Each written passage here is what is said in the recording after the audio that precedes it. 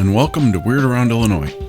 This is going to be one of those Around Illinois episodes, because we're not actually going to be talking about a site in Illinois. We're going to be talking about one of our neighbors, nearby Kenosha, Wisconsin, which has had some strange occurrences up there, and we found ourselves in the neighborhood and decided to check them out. So let's talk about it, and let's get weird. Yeah. And the first spot that we went to on this, I guess, shorter than usual journey was Kemper Center. So this place, we'll get into, first we'll get into our experiences once later in the video of us actually going there. But here is the brief history on this. So this place has been known for having a lot of shadow figures in various spots. Some people say that they gather in corners inside the place. Some people have even said that they have found shadow figures outside inside the window, just peering outside. And that one's pretty common. And then also there's footsteps within the building. People who what is the place nowadays? It's, I'm not 100% sure, to be honest with you. It seems like they do like weddings and stuff there. Okay. It's like just a rental hall of some sort. Yeah. I don't know. There's a chapel there too. Oh yeah. Yeah, that's farther down. Yeah. But yeah, across that entire building there have been footsteps and a lot of stuff that people have heard. Yeah, so now we could go into the deeper kind of history of this thing. We should say that in the past, this place has been known to be sort of a school where a lot of, I guess, troubled people have gone. A lot of young troubled people go to learn their lesson pretty much. It sounds like a lot of like rich kids from Chicago and the North Shore were sent there because, mommy and daddy couldn't deal with them anymore. Yeah, it's kind of sad, but unfortunately that's just kind of the world we live in here. Yeah. Yeah. So that place was kind of ruled by a lot of nuns, and sometimes it could be a little bit cruel. In this place's case, there was one nun who actually worked there and seemed to be disrespectful to a lot of different kids. Just, I don't know if it's because they were rude as well, but this is just the story that this one nun was being very abusive, and I'm going to summarize this a lot. There are a lot of details on this, but I read about this literally on the car ride there, where this one girl was being abused so much by this one nun that she jumped off the roof of the building and passed away. But then that's not even where it ends. The young nun went mad and drowned herself in the Michigan Lake after. And there are other versions of the story where the girls killed the nun by shoving her out of the window of the top of the building. Really? Yeah, there's a lot of different stories relating to this. But it all seems to involve some sort of a really abusive nun and some students who'd had enough. Mm-hmm. Yeah, so overall the message there is that don't abuse the kids too much. Right. Might go completely horribly wrong. Then, yeah, we went there. It was interesting. It was an old-looking place, that's for sure. Yeah. It certainly, it had the look of a haunted building from outside. It had kind of a gothic, well, semi-gothic. Comparing it to the cathedral or something like that, it's not that gothic, but it's in there. Yeah. There were like a lot of memorials.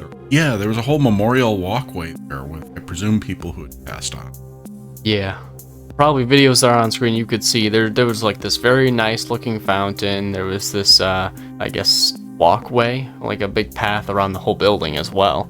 Yeah, now the walkway with the tribute bricks in it, they were actually tributes to people who had been in some sort of hospice care. So I'm trying to figure out if it is still being used as some sort of a hospice care part of the building, or if it once was and it's not anymore. But hospice is like end of life care, so that would attribute to a lot of hauntings. That was the final home of a lot of I found myself looking at every window as we walked by because they all looked like they should have a shadow person staring out of them. Yeah. Then we should have full disclosure on this. We didn't go at night. Yeah. We went while the grounds were open during the day. partially because we wanted to see as much of it as we possibly could, and partially because our business brought us to Kenosha in the middle of the day. Yeah. But, This was our first stop, just, yeah. But, I mean, the grounds were open, but the rest of the place we couldn't get access to. Kind of poked our head in the chapel for a minute, but it was about as much interior access as we got. But, yeah, we did talk to actually a few people, but one person in particular was, I guess somebody working church. Yeah, I think she was just a staff member for the facility. Oh, okay. But she was in the chapel when we went in there, and she saw us and hunted us down after that and came to ask us what we needed. Yeah, understandable. I mean, we were just kind of walking around. I don't know if they get many visitors at all. Yeah. Aside from the random wedding people, which I should bring up. That was pretty funny, actually. Like, near the halfway point of us being there, just these, like, a van pulled up. These random two ladies were planning a wedding. So... And then there were like band members bringing their stuff too, and they saw my ghost shirt, and they're like, "Is this place haunted? What do you guys got? What do you guys see here?" Exactly, that was the van people. Yeah, they seemed very enticed. Yeah, but some music band. But the staff member, she intrigued me more than the building, because I wish I could remember exactly what she said, but it was something to the effect of, "We're told not to embrace the haunting portion of this property," or something along those lines. Yeah, I think that could go almost as a quote. I mean, the first part, yeah, for sure. Yeah, so she was very much saying that she's not allowed to talk about the hauntings there, and they don't want to make this a haunted site, and they don't want people coming there for hauntings. That was what was implied. But then she went on to say that she'd had some experiences there herself, but wouldn't elaborate on them. Yeah. Now, I find it interesting that they're trying to disavow the haunting portion of this, considering that in the month of October, they offer haunted tours. Yeah, you kind of have to make up your mind with that. Do you want business or do you not? Yeah. Yeah, it's a little cross purposes there. I'm not going to tell them how to run their business. Yeah, she seemed like kind of hesitant, like she was hiding something. Yeah, definitely. There was something very shifty, very shady about it.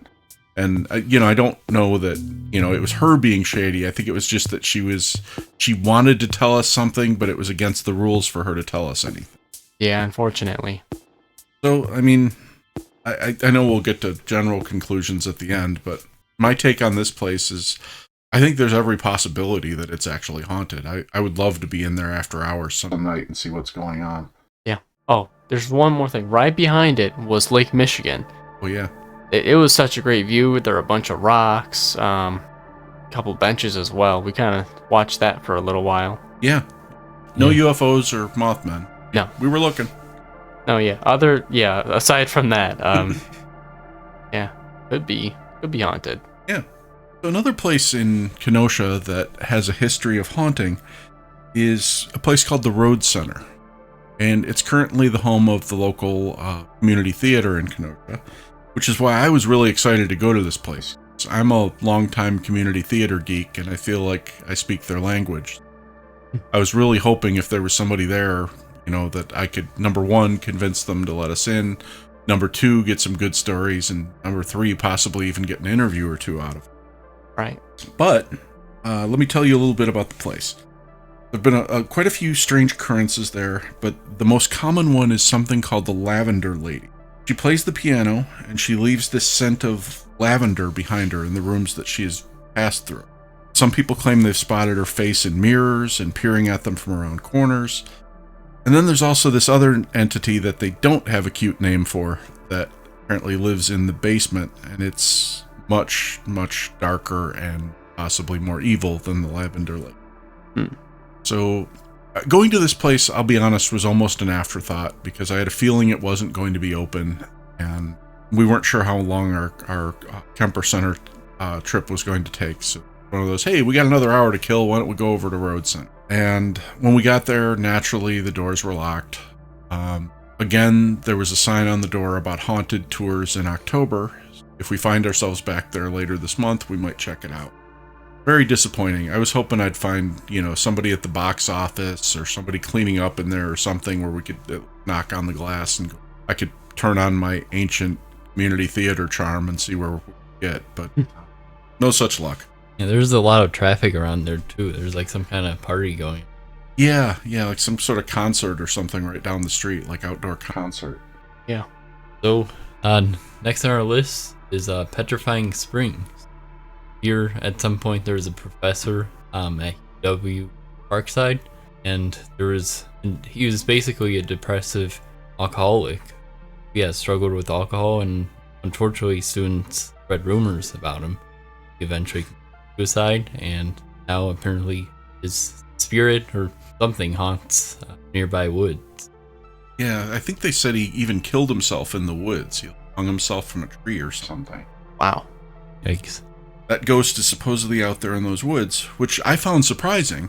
I'm not sure how old this legend is, but I used to go to Petrifying Spring, kid. That was like our vacation spot. That would go for family picnics. I kind of came in at the end of that tradition. I think I only went a couple times, but the rest of my family, they practically live there. All my older brothers and sisters, they went every year.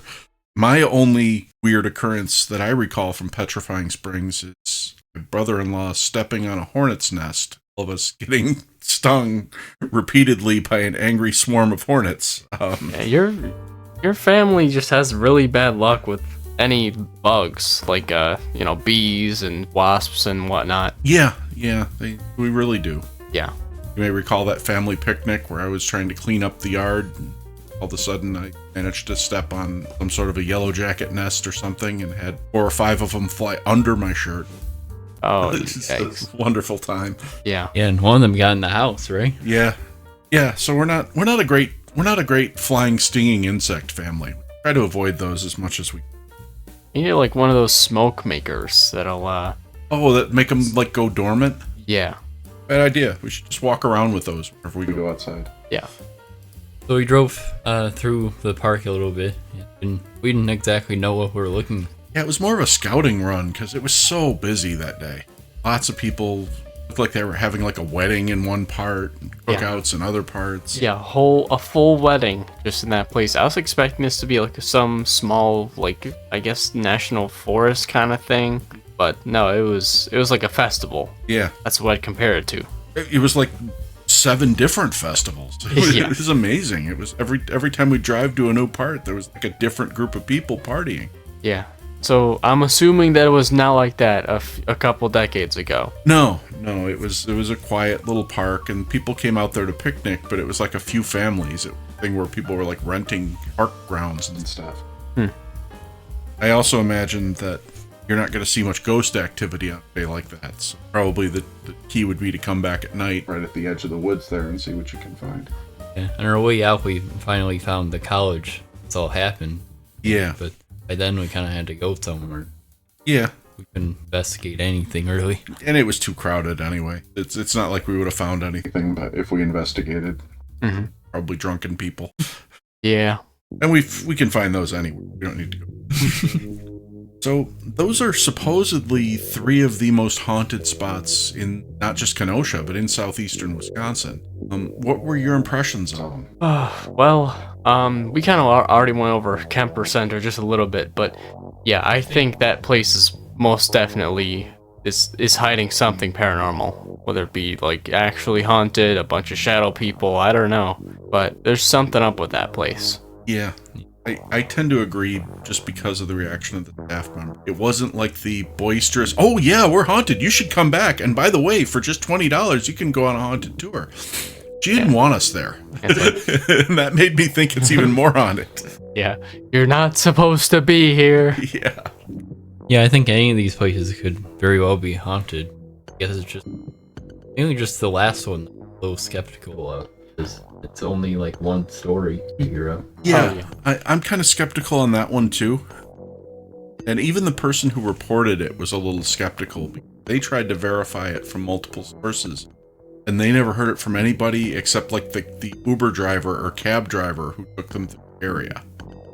But the road one, the road center, that one could be real. I mean, it seems like ghosts love theaters. I tend to think that that's probably. I agree with that. Well, Well, if any of you have had experiences at these places or any other places in or around Illinois with hauntings or cryptids or UFO sightings, we'd love to hear about it. By all means, leave us a comment, fill out our anonymous sighting form, and please remember to like and subscribe. Those really help us a lot, and we really appreciate you listening to our podcast. Thank you.